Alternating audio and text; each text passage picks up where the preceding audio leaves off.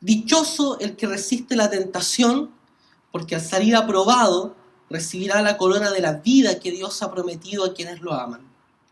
Que nadie al ser tentado diga, es Dios quien me tienta, porque Dios no puede ser tentado por el mal, ni tampoco tienta Él a nadie. Todo lo contrario, cada uno es tentado cuando sus propios malos deseos lo arrastran y seducen. Luego, cuando el deseo ha concebido, engendra el pecado, y el pecado, una vez que ha sido consumado, da a luz la muerte. Amén. Con mucho gozo en esta mañana hemos leído un texto de la carta de Santiago para hablar de cuándo comenzamos a pecar. Y digo con mucho gozo porque esta carta ha sido a lo largo de la historia de la iglesia muy incomprendida. De hecho, algunas personas han visto a través de esta carta cierta justificación para la salvación por obras, sobre todo con uno de los textos más conocidos de esta carta, que es que la fe sin obras es muerta. De hecho, en el contexto de la Reforma, Martín Lutero reacciona, no solo con esa suerte de idea, con esta idea de que la fe sin obras es muerta y lo que conduce a creer en una salvación por obras, sino que también reacciona contra esta propia carta, al extremo de llamarla una epístola de pura paja. Él ve que esta carta habla muy poco de Cristo y está en aparente contradicción con las cartas de Pablo, especialmente con la carta a los romanos que nos habla de la justificación por la sola fe.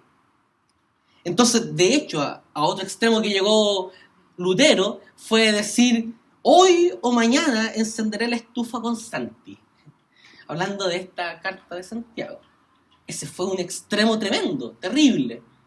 Yo particularmente admiro mucho a Lutero, pero creo que también era un hijo de su tiempo, lo que no obsta en decir que esta interpretación era errónea. De hecho, es muy probable que Santiago haya estado reaccionando a una incomprensión de la justificación por la fe. Porque lo que está promoviendo Santiago es que las buenas obras no son resultado de lo que nosotros hacemos, sino de lo que Dios ha hecho en nuestra vida. ¿Por qué? Porque esa fe que produce buenas acciones es resultado de la obra del Espíritu Santo en nuestra salvación. Los justificados, aquellos que han sido hechos justos para tener una relación con Dios renovada, nueva, con este Dios que es santo y puro, los justificados tienen que actuar entonces de manera justa. Por ello, para Santiago, la sabiduría de Dios tiene la intención de que permanezcamos fieles, incluso en medio de nuestros sufrimientos. Si ustedes leen la carta de Santiago, está marcada por ese contexto. Una iglesia que está sufriendo la persecución. Y Santiago les anima a que la sabiduría de Dios, a la cual ellos pueden pedir y se les dará en abundancia y sin reproche, les va a guiar a vivir una vida que no se preocupa del sufrimiento, que se mantiene fiel ante los conflictos y que practica la palabra del Señor hasta que Él venga. De hecho, más que una carta, Santiago lo que hace es una exhortación, una predicación. Es como si él estuviera parándose en un púlpito a predicar un sermón contundente. También uno logra notar a través de la lectura de la carta. Yo les recomiendo que durante esta semana puedan leer esta carta. Tiene 5 capítulos, es bien breve, pero muy contundente. Ocupa elementos de la sabiduría judía, se parece mucho al libro de Proverbios, al libro de Eclesiastés. Y también al sermón del monte, a las bienaventuranzas, a aquello que nos motiva a vivir una vida práctica, porque la fe viva tiene que producir obras, si no, simplemente es una fe muerta. Es algo que profesamos con nuestra boca, pero que no ponemos en práctica en nuestra cotidianidad. Entonces, la invitación es a que podamos profesar y testimoniar la fe con palabras y con obras. Y de hecho, desde esta propuesta que hace Santiago a un cristianismo vital, es que hoy día nosotros nos vamos a acercar a entender la tentación, el problema de la tentación. Y no puedo abstenerme de recordar una ocasión, estaba en el folio de los 20 años, por ahí, me tocó predicar en una iglesia muy chiquitita, una iglesia pentecostal a la que yo pertenecía, pero que esa comunidad, que era un local de avanzada de esta iglesia, estaba compuesto mayoritariamente por ancianos. Y yo prediqué acerca de la tentación. Y una anciana al final del culto se me acerca y me dice: hermano, muy malo su sermón. Inapropiado. Inapropiado porque nos habló de la tentación y nosotros ya somos viejitos. Entonces, ¿qué tentación vamos a tener? Entonces, como que si la tentación fuese algo relacionado o con la juventud o también solo con el plano de lo sexual. Y eso limita nuestra mirada respecto al tema. Y cuando se limita la tentación a solo esos elementos, debilita también las armas que nosotros debiésemos tener para luchar contra el pecado, para mortificar el pecado, como diría John Owen. Entonces, esto nos debiese hacer preguntar lo que inicialmente decíamos: ¿cuándo comenzamos a pecar? Y esa pregunta, ¿de dónde se origina el pecado?, debiera llevarnos a otra interrogante, que apela a tu responsabilidad y a mi responsabilidad. La pregunta es: ¿quién es culpable de nuestro pecado? Y responderemos en este sermón, esta mañana, a la luz del texto leído, descartando dos posibilidades y señalando una que aparece con toda claridad. La primera posibilidad es que Dios no es culpable de mi pecado. Versículo 13 de Santiago 1 dice que nadie, al ser tentado, diga: es Dios quien me tienta, porque Dios no puede ser tentado por el mal, ni tampoco tienta Él a nadie. Y aquí debiésemos señalar una diferencia. Es sumamente interesante que en el texto en el griego que fue escrito este texto y todo el Nuevo Testamento, la palabra que se traduce como prueba y como tentación en esta misma sección es la misma. Solo que el contexto y los resultados de ella varían. Muchas veces Dios prueba nuestro carácter. ¿Para qué? Para exponer cuáles son nuestras cualidades interiores. Pero Dios no tienta a nadie. Porque la tentación no es simplemente una prueba, sino un camino que busca hacer caer a alguien, poner medios para hacer tropezar a una persona. De hecho, por lo mismo, cuando nosotros nos enfrentamos a la tentación, la única posibilidad es que la resistamos.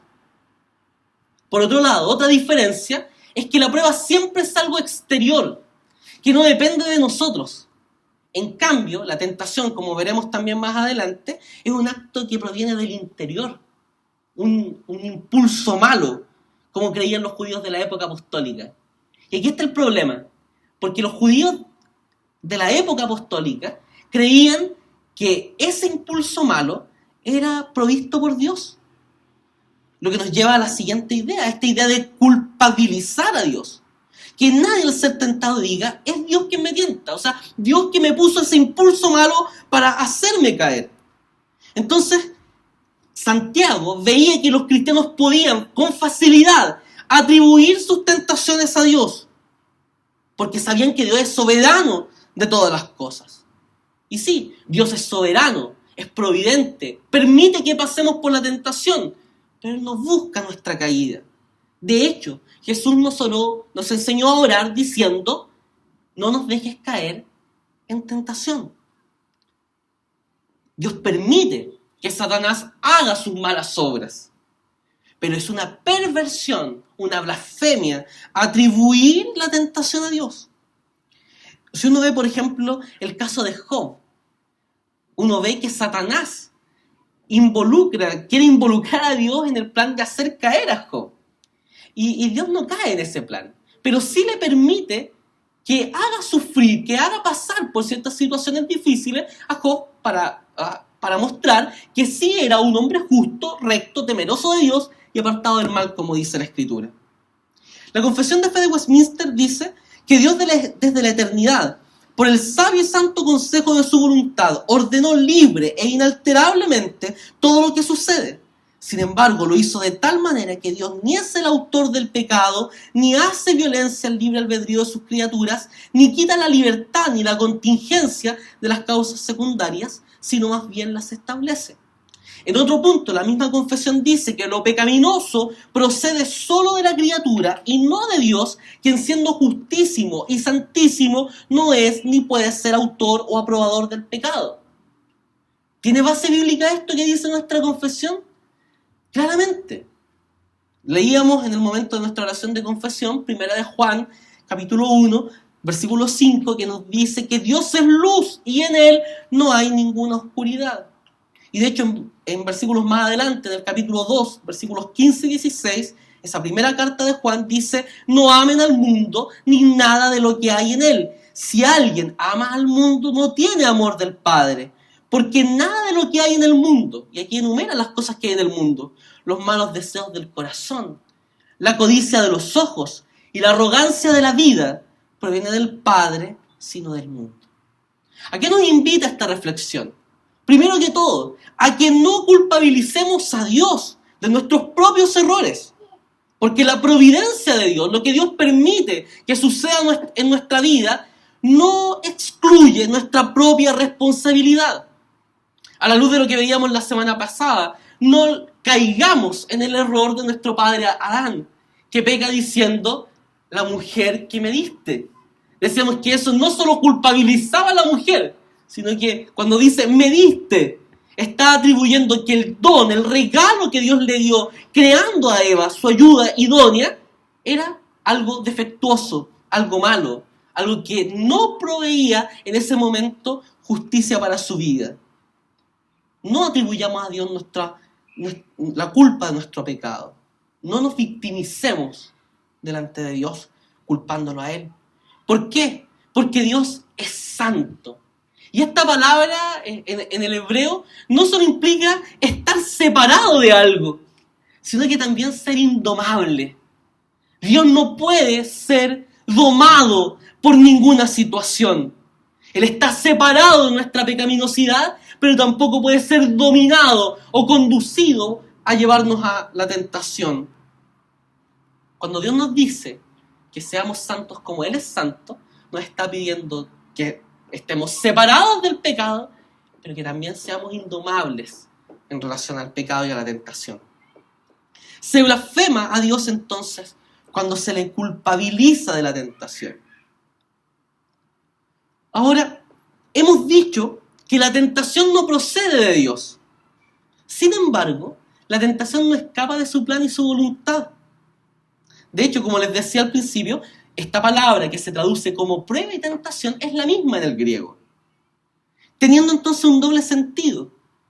Cuando Dios permite que nosotros seamos tentados, entonces Él nos está probando y también nos está aprobando en medio de esa tentación. Fijémonos en los versículos 2 y 3 del capítulo 1 de Santiago. Miren lo que dice: hermanos míos, considérense muy dichosos cuando tengan que enfrentarse con diversas pruebas, pues ya saben que la prueba de su fe produce constancia. El sufrimiento que los receptores de la carta a Santiago estaban viviendo no provenía de Dios, provenía de los enemigos de la fe que estaban haciendo sufrir, que estaban persiguiendo a esos primeros cristianos. Pero eso que no provenía de Dios, sino que de los enemigos, era permitido por Dios como una prueba, que es la misma palabra que se ocupa para meter un metal al fuego y que ese metal sea aprobado. Eso es lo que Dios hace con nuestras vidas. En medio de la tentación, Dios nos está aprobando.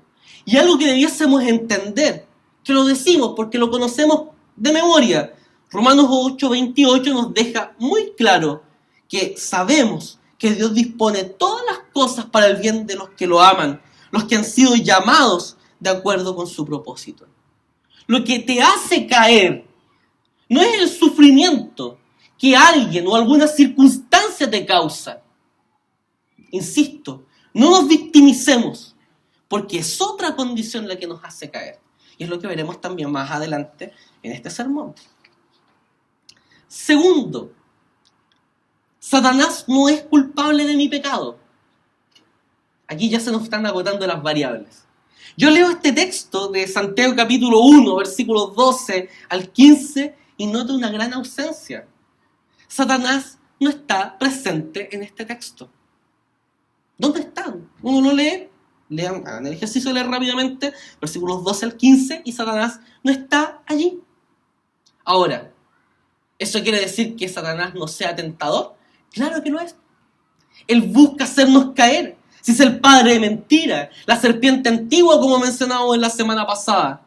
Satanás es un agente de tentación y la incitación a transgredir los mandatos de Dios es un acto propio de Satanás.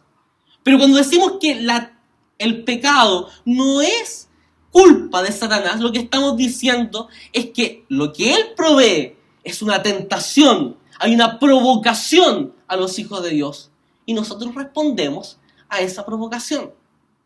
Eso lo debemos distinguir con claridad. Provocación de respuesta. De hecho, Satanás está presente en la carta de Santiago cuando dice el apóstol que así que sométanse a Dios, resistan al diablo y él huirá de ustedes. Eso aparece en el capítulo 4, versículo 7 de esta carta. Lo que nosotros estamos notando es que la lucha contra Satanás se debe hacer en sometimiento al Señor. Además, Satanás es un mero instrumento de Dios. Y si hay algo donde sí Lutero tenía razón, es que, ¿cómo llamaba a Satanás? Él lo llamaba el diablo de Dios. Y uno de los textos donde queda reflejada esta incómoda verdad es Lucas capítulo 22. Lucas capítulo 22 nos muestra una de las últimas escenas de Jesús antes de ir a la cruz. Él está con sus discípulos, ya ha tomado la cena con ellos. Y Jesús mira a Pedro y le dice: Simón, Simón, mira que Satanás ha pedido zarandearlos como si fueran trigo, pero yo he orado por ti para que no falle tu fe. Y tú, cuando te hayas vuelto a mí, fortalece a tus hermanos. Señor, respondió Pedro, estoy dispuesto a ir contigo tanto a la cárcel como a la muerte. Jesús le responde: Pedro, te digo que hoy mismo, antes de que el gallo cante, 3 veces negarás que me conoces. Fuerte, ¿eh? Fíjense la figura. Satanás ha pedido, no solo a Pedro, sino que a todos los discípulos, zarandearlos como trigo. ¿Para qué? Para que caiga el grano del trigo y solo quede allí aquello que es la paja, aquello que no sirve de esa producción. Pero yo he orado por ti, dice, para que tu fe no falle. Debemos tener muy en cuenta esto. Cuando pasamos por circunstancias adversas, Dios permite soberanamente que Satanás, el agente de la tentación, procure hacernos caer, pero no deja de sostenernos. Porque Él busca que nosotros resistamos a la tentación, pero no con nuestras propias armas, que es lo que vemos diciendo Pedro. Señor, estoy dispuesto a ir contigo tanto a la cárcel como a la muerte. Y nosotros que conocemos la historia podríamos decir: no, Pedro aquí está loco, está equivocado. No, él no está sintiendo eso, no está diciendo la verdad.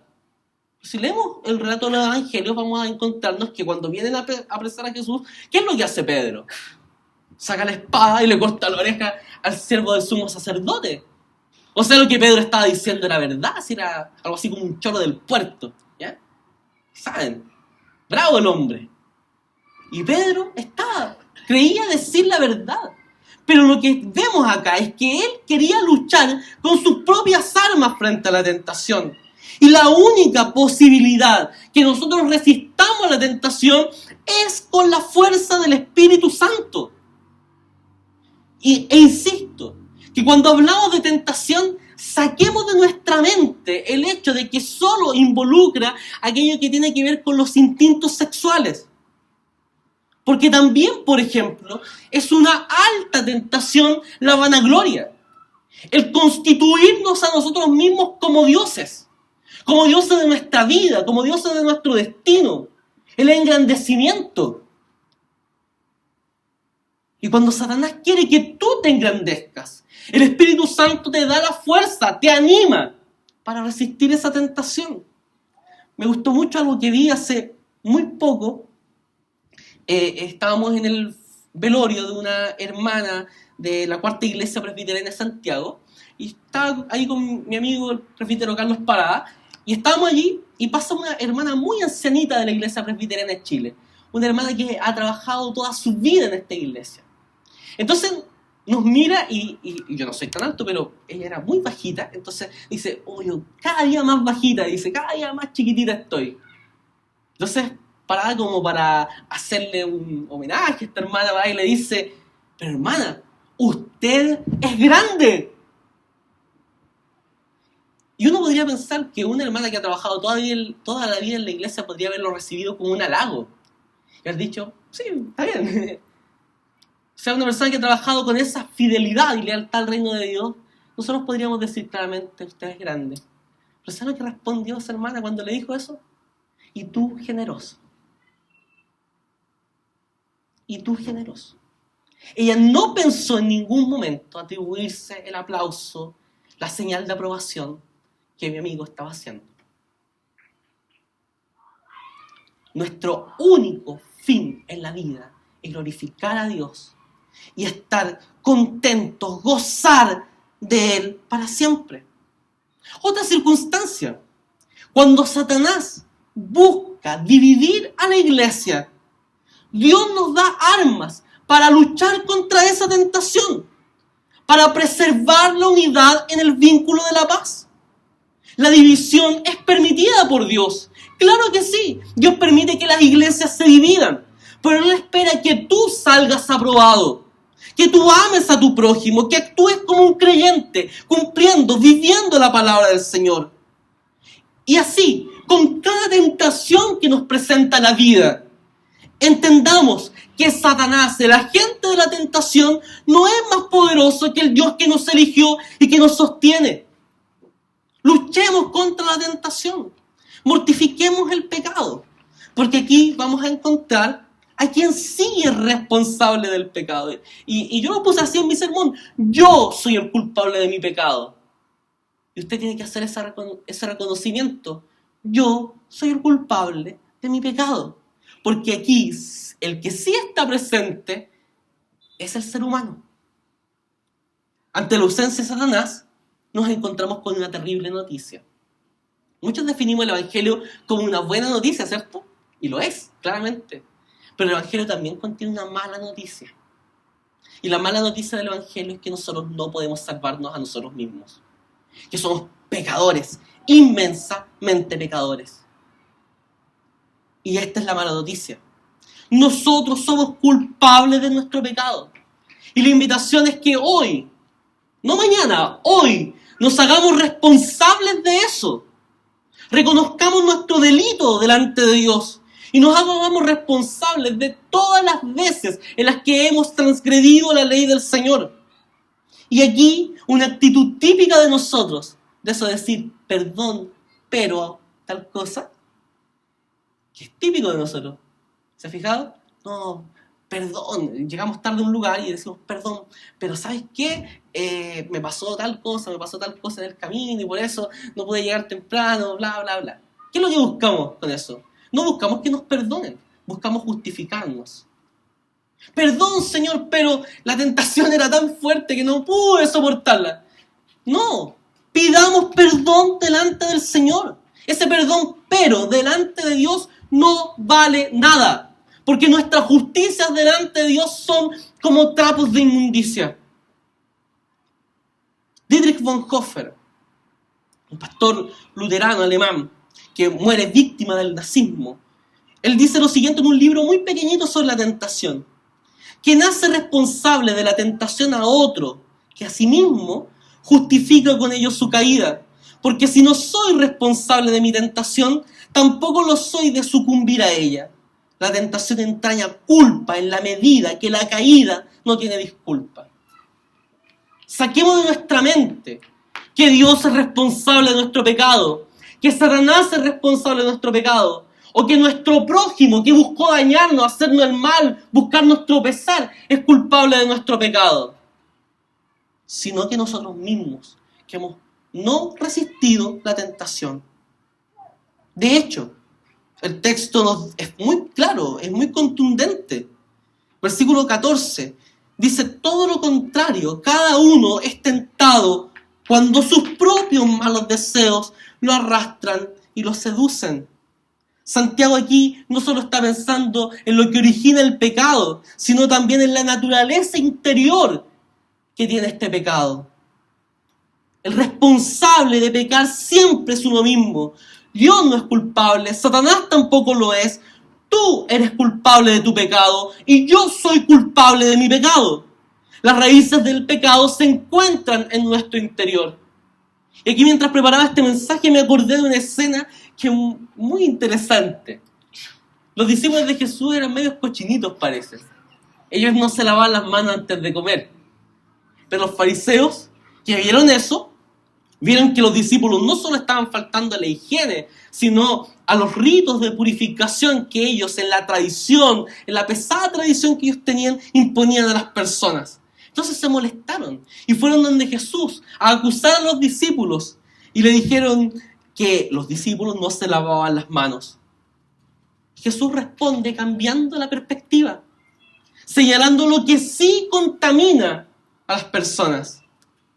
Marcos capítulo 7, versículos 20 al 23 dice, luego añadió, y está hablando Jesús acá, lo que sale de la persona es lo que contamina, porque de adentro del corazón salen los malos pensamientos, la inmoralidad sexual, los robos, los homicidios, los adulterios, la avaricia, la maldad, el engaño, el libertinaje, la envidia, la calumnia, la arrogancia y la necedad. Todos estos males vienen de adentro y contaminan a la persona. ¿Se fijó en la lista? No solo está hablando de pecados visibles y que nos molestan a todos, como aquellos que dicen relación con la inmoralidad sexual, sino que también habla de los robos, los homicidios, los adulterios, la avaricia, la maldad, el engaño, el libertinaje, la envidia, la calumnia, la arrogancia, la necedad. ¿Con cuál de esos pecados usted se siente identificado? Porque la palabra del Señor hoy día nos está exhortando a todos. Un amigo escribió en su Facebook hace algo alrededor de un mes, puso algo así como, todos nos quejamos y nos preocupamos e indicamos con el dedo a Salomón con sus 700 esposas y 300 concubinas. Pero no nos cuestionamos a nosotros mismos cuando miramos a una mujer para codiciarla. Y Jesús fue claro, diciendo que aquel que mira codiciando a una mujer en su corazón ya ha adulterado con ella. Algunos que son vivarachos que dicen, no, la primera mirada no es de codicia. Se gastan harto la primera mirada. Eso no se hace. No se hace. No sucumbamos a la tentación. ¿Con cuál de estos pecados se siente usted compungido? ¿Qué es lo que te contamina a ti? ¿Cuál es el pecado con el que debes luchar día tras día? ¿Cuál es tu área de mayor debilidad? No cometas el error de ver al pecado ajeno como un pecado más grave y más grande que el tuyo. Porque efectivamente sí, hay pecados que atentan no solo contra uno mismo, sino que también atentan contra la familia, contra la iglesia, contra la sociedad. Eso es así, por lo tanto hay una mayor gradualidad del daño que produce el pecado. Si yo, por ejemplo, maltrato a mi hijo en la posición en la que estoy, no solo mi familia es la dañada, sino también el testimonio de Cristo, la fe, en fin, todo. Hay una gradualidad mayor. De hecho, la Biblia lo dice, que a quien más se le da, más se le pide. Por lo tanto, hay una mayor responsabilidad. Mi hijo Miguel estaría muy contento con la cita del tío Ben Parker diciendo, grandes poderes conllevan grandes responsabilidades. Eso es así. Es una verdad bíblica. Dios nos exige también vivir así. Paul Tripp, en su libro El llamamiento peligroso, habla constantemente de desactivar a tu abogado interior. Cuando escuches hablar acerca del pecado, desactiva a tu abogado interior. No busques justificarte. Responde con honestidad a estas preguntas. ¿Qué es lo que te contamina? ¿Con qué pecado luchas día a día? Preocúpate de eso, no del pecado ajeno. Porque si no estamos comportándonos como los fariseos, que estamos viendo algo que es externo, que es limitado, que nos causa casi daño, como el hecho de no haberse lavado las manos antes de comer. Y no nos preocupamos de la viga que tenemos en nuestro ojo. Eso Jesús lo llamó con un nombre muy terrible, muy duro, pero es el nombre que la palabra del Señor le da: hipocresía. Sepulcros blanqueados. No caigamos en eso. Librémonos de esto.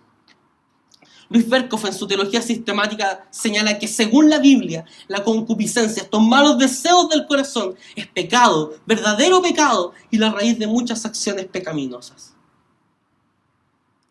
Santiago, también en este texto, nos habla del camino que conduce a al que conduce la tentación.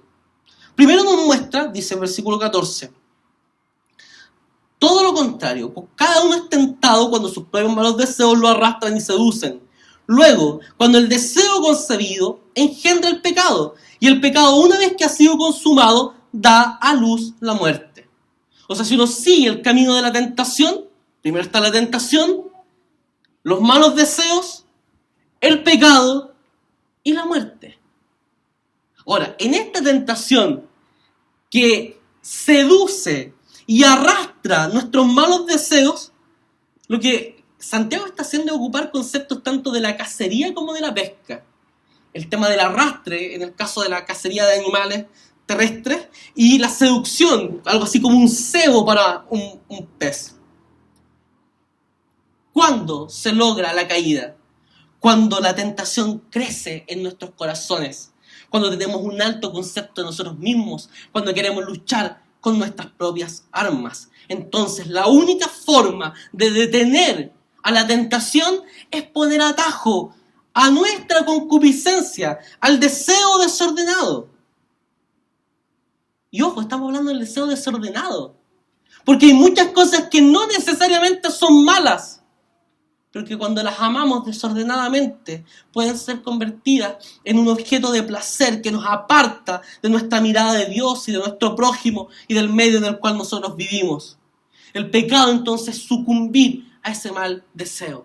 Por ejemplo, predicar es una noble función y una necesaria función. O sea, domingo tras domingo, acudimos aquí al culto y esperamos este momento en que se nos hable de la palabra del Señor.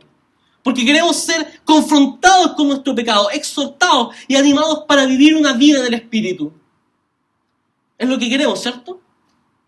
Bueno, pero quien predica puede tener una motivación contraria al deseo de Dios. Entonces, por ejemplo, uno como predicador puede distorsionar esta labor tan necesaria para la vida de la iglesia, cambiándola por la búsqueda de una gloria o una fama personal. Entonces el centro de esa predicación no es Cristo, es uno mismo. Y se nota, ¿sabe cuándo? Spurgeon decía, cuando una gente sale hablando del culto, más del predicador, de su elocuencia, de su oratoria, que de Cristo, es porque el rumbo se ha equivocado. La finalidad, y aquí me recordé, estamos trabajando en una radio evangélica que está al lado de una iglesia, y en la iglesia hay un papelito que dice algo así: el culto no es para ti, el culto es para Dios.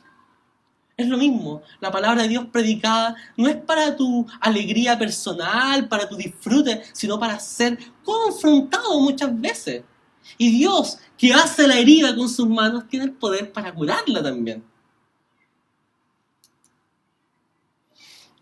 Y aquí hay una cosa muy importante que decir. Las puertas abiertas no necesariamente significan aprobación de Dios. Debemos aprender a distinguir entre las puertas que se nos abren.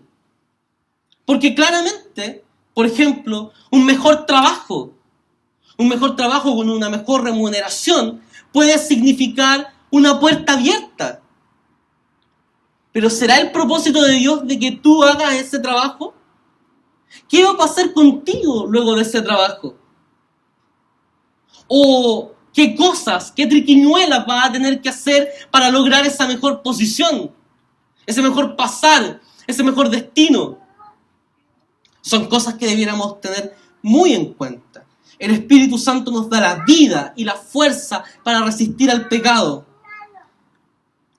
Tanto desde el día en que fuimos salvados como hoy, el Señor nos dará fuerza porque tenemos un nuevo corazón.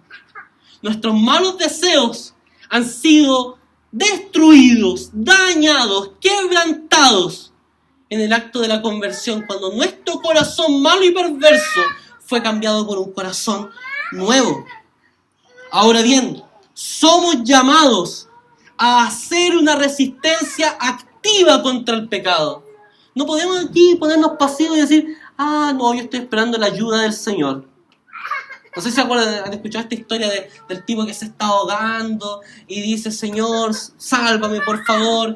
Y llega un bote y le tiran un flotador y dice, no, Señor, yo quiero que tú me salves, Señor, a mí, milagrosamente. Señor, sálvame. Llega un barco gigante, lo quieren sacar y no, Señor, yo quiero que tú me salves. Viene un helicóptero ahí, se tira el nadador y lo quiere sacar y él le pelea, le pega combos y todo. Y no, Señor, yo quiero que tú me salves. Cuento corto, termina muerto, ahogado. Llega al cielo y le dice al Señor, Señor, yo estaba esperando que tú me salvaras. Y el Señor le dice, oye, te mandé flotador, te mandé barco, te mandé helicóptero y tú no quisiste. El Señor nos da herramientas para luchar contra nuestro pecado, pero nosotros tenemos que tomar esas armas para luchar contra él. Lutero, y aquí empecé tirándole palo a Lutero, pero va a quedar como un rey, porque Lutero decía, ilustrando esta resistencia de la siguiente manera: no podemos evitar que los pájaros vuelen sobre tu cabeza. No puedes evitar que los pájaros vuelen sobre tu cabeza, pero sí puedes evitar que hagan nido sobre ella. O sea, estamos en un mundo y no podemos separarnos de él. Y tenemos múltiples tentaciones. Y de hecho, incluso aunque nos separáramos del mundo, como el problema está en nuestro interior, no podríamos luchar. Ayer estábamos conversando con Carlos Parada y en una ocasión, él iba a ser cura, entonces estaban con unas monjas que estaban encerradas ahí en un convento y alguien le dice a una de las monjas, que era muy inteligente, muy brillante ella, le dice lo siguiente: ¡qué genial! La vida de adoración que ustedes tienen, la vida de contemplación, la soledad que les hace luchar contra el pecado. Y esta monja le dice: tú estás muy equivocado, porque nosotros podemos ser prostitutas de nuestro corazón. El problema está en nuestro interior. Luchemos contra el pecado. Vamos a tener múltiples tentaciones que van a ser como estos pájaros que van a volar sobre nuestra cabeza. Pero resistamos, firmes en la fe, para que ese pecado no haga nido sobre nuestra cabeza.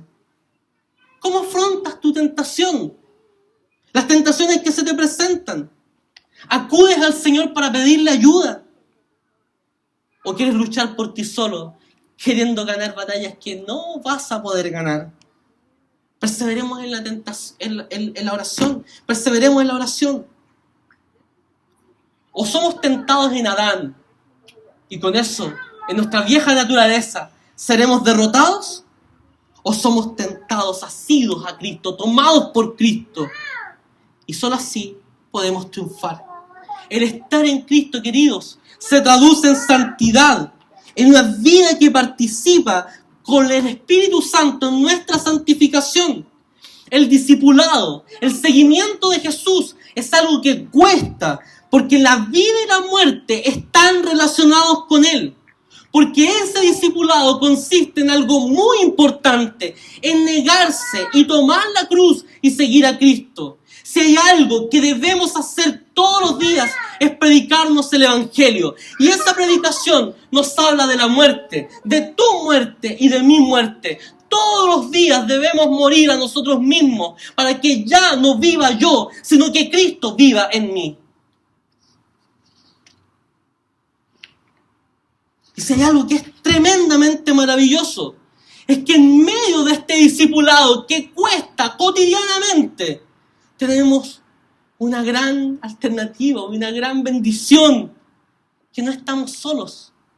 Hebreos capítulo 4, versículos 14 al 16 dice: por lo tanto, ya que en Jesús, el Hijo de Dios, tenemos un gran sumo sacerdote que ha atravesado los cielos, aferrémonos a la fe que profesamos, porque no tenemos un sumo sacerdote incapaz de compadecerse de nuestras debilidades, sino uno que ha sido tentado en todo, de la misma manera que nosotros, aunque sin pecado. Así que acerquémonos confiadamente al trono de la gracia para recibir misericordia y hallar la gracia que nos ayude en el momento que más lo necesitamos. Cristo, nuestro sumo sacerdote, vivió como un hombre verdadero y tuvo enormes tentaciones. De hecho, hay un capítulo en la Biblia, o dos capítulos en la Biblia, Mateo 4 y Lucas 4, que nos hablan de la tentación de Jesús. Y Jesús es tentado en áreas de la necesidad física con el alimento, en la necesidad del poder, de la satisfacción del poder, cuando se le dice que puede dominar todos los reinos de la tierra. Y también es tentado en otra área, que es el área de la glorificación, de la espectacularidad, cuando Satanás le dice que se tire del pináculo del templo, porque acaso los ángeles del Señor no vendrán a él y le tomarán de los brazos para que su pie no tropiece en piedra, le dice Satanás citándole el Salmo 91. Para que haya que tener la Biblia abierta, un salmo no sirve de nada. Pueden tener las hojas amarillas ahí, pero no va a servir de nada. Queridos, luchemos contra el pecado, sostenidos por aquel que vivió la tentación, pero sin pecado. Acudamos al trono de la gracia, pidamos fuerza para vivir la vida de fe. ¿Cómo logramos vencer la tentación? Primero que todo, teniendo conciencia del cuidado de Dios. 1 Corintios capítulo 10, versículo 13 dice: ustedes no han sufrido ninguna tentación que no sea común al género humano. Oh, yo estoy sufriendo tanto, no como el otro que vive bien. Nada de lo que usted pasa es ajeno a la condición humana. Usted no es el único que está sufriendo, no es el único que padece tentaciones, no es el único que está luchando día tras día contra el pecado que lo hace caer una y otra vez. Pero Dios dice, es fiel y no permitirá que ustedes sean tentados más allá de lo que puedan aguantar. Más bien, cuando llegue la tentación, Él les dará una salida a fin de que puedan resistir. Cuando dejamos de confiar en que Dios está con nosotros, estamos muy debilitados en la hora de la tentación. Porque creemos que Dios nos ha dejado solos. Dios no nos deja solos. No nos echa más carga de la que podamos llevar con la tentación. Y tampoco nos deja desamparados, porque siempre nos da una puerta de salida para resistir al pecado, para resistir la corrupción, para resistir la maldad. Ahora, teniendo en cuenta lo que dice el versículo 12 del capítulo 1 de Santiago que leímos: dichoso el que resiste la tentación, porque al salir aprobado recibirá la corona de la vida que Dios ha prometido a quienes los aman. Nos podemos encontrar con una bienaventuranza, con una declaración de que el creyente es feliz tanto aquí como en la eternidad. Y esa felicidad proviene porque ha sido posible la resistencia de la tentación. Y esa resistencia de la tentación es solo resultado del triunfo de Cristo en la cruz. Nosotros no podríamos triunfar contra la tentación si Cristo no hubiera ganado en la cruz del Calvario.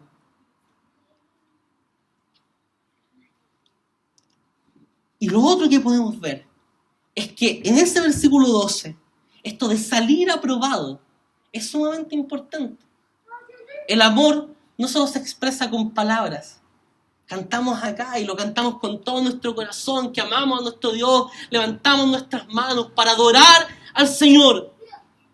Pero en nuestra soledad, nuestras vidas levantan manos de adoración a Dios. Cuando estamos buscando nuestro éxito, nuestra fama personal, levantamos nuestras manos a Dios. Cuando somos tentados en las áreas de debilidad, levantamos nuestras manos a Dios para adorarle. El amor que nosotros sentimos hacia Dios se expresa en actos concretos y cotidianos, entre los cuales se encuentra resistir a la tentación. Y es lindo porque se habla de la corona de la vida. El texto en griego habla de la estéfanos, que era una corona de laurel que se ponía sobre los generales victoriosos o sobre un deportista victorioso. No sé si se acuerdan cuando Masú y González ganaron la medalla de oro en las Olimpiadas de Atenas y les pusieron una guirnalda de laureles en su cabeza. Es el estéfano, es la corona que habla acá. Es la corona de los vencedores. ¿Y saben lo maravilloso? Es que en esta victoria no peleamos solos, porque nuestra victoria está en Cristo, insisto, que venció el pecado. La corona tiene relación con la vida eterna que nosotros recibimos, porque es la corona de la vida. Y solo puede ser recibida por aquellos que tienen a Cristo en sus vidas, porque Cristo es la vida. Y otro elemento para vencer la tentación es que, recordando la tentación de Jesús, de la cual hablamos hace un momento atrás, Jesús ocupó un arma poderosa. Él estaba lleno del Espíritu Santo. Dice Lucas capítulo 4, versículo 1. Jesús, lleno del Espíritu Santo, fue al desierto. Y estando lleno del Espíritu Santo, como veíamos en nuestros sermones sobre la llenura del Espíritu Santo, que eso consiste en estar lleno de la palabra de Dios. ¿Cómo Jesús respondió a la tentación? Diciendo, escrito está. Llenemos nuestra vida de la palabra de Dios, para que en el momento de dificultad esa palabra brote de nuestros corazones. Estemos llenos de la palabra de Dios para que en la adversidad podamos saber cómo luchar contra ella. La palabra del Señor, según Efesios, es la espada del Espíritu. Y esa espada es tanto para defenderse como para atacar de las artimañas del enemigo. De hecho, es la única arma de esa armadura de Dios, que es una metáfora de la lucha que tenemos contra el pecado, que sirve para el ataque. Como dicen por ahí, la mejor defensa es el mejor ataque, y lo comprobamos con Bielsa en la selección chilena, ¿no? Cuando nos defendíamos y nos parábamos atrás, siempre nos ganaban. Un bebé no solo quiere leche cuando está recién nacido y cuando está tomando leche materna. No solo quiere leche, quiere apego, quiere colecho, quiere sentir el olor de la mamá, de la leche. Y eso produce una instancia de intimidad donde el bebé se siente protegido. La palabra del Señor es nuestra leche no adulterada. No sintamos solo necesidad de la leche, porque si no seríamos consumidores solo de Biblia. Sintamos la necesidad de estar acogidos en los brazos del Señor y de buscar tener una relación íntima con Él. Leamos la Biblia cotidianamente en oración, deleitándonos en la presencia de Dios. Cuando Dios es nuestro mayor deleite, podemos vencer la tentación. Para reflexionar y practicar. Ni la providencia de Dios, ni su gracia son excusas para pecar o excusas para huir de nuestra responsabilidad. Tampoco Satanás, como agente de la tentación, es culpable de nuestro pecado. Nosotros somos culpables y responsables. En segundo lugar, la obediencia a Dios, el vivir santamente, las buenas obras que realizamos son resultados de la justificación por la fe. Hemos sido justificados, por lo tanto vivamos en justicia. Una fe firme que está tomada de Cristo es una fe viva, no es una fe muerta. En cambio, aquella fe que no se preocupa de las cuestiones personales, de la lucha contra la tentación, como de la lucha contra el pecado en la sociedad, en la comunidad, y estamos hablando desde la sociedad más micro, como la familia, la iglesia, hasta todos los aspectos sociales, es una fe muerta. Tenemos el deber como predicadores de Jesús de enseñar la fe, pero también debemos vivirla y ayudar a otros a hacer lo mismo. Hagamos la mejor traducción de la palabra de Dios, que es la traducción a la vida. Según la Escritura, no basta con no hacer el mal, pues lo que corresponde, según esta palabra, es resistir el pecado, es tomar una posición activa contra él, haciendo el bien, viviendo de acuerdo a la Escritura. Y finalmente, citar a Bonhoeffer en este librito La Tentación, que dice: la tentación ha de encontrarnos humildes, pero seguros de la victoria. Con nuestras armas no podemos luchar solos. Por lo tanto, humildad. No engrandezcamos, no caigamos en la altivez, porque solos nunca vamos a poder ganar esta batalla. La única seguridad está en Cristo, porque nuestro Rey y soberano Señor es victorioso, y su victoria estuvo en la locura de la cruz. en aquello que es piedra de tropezadero y locura para los que se pierden, para nosotros significó nuestra salvación. Esa cruz, de esa cruz frente a nuestro pecado, es de lo que hablaremos la próxima semana en este mensaje.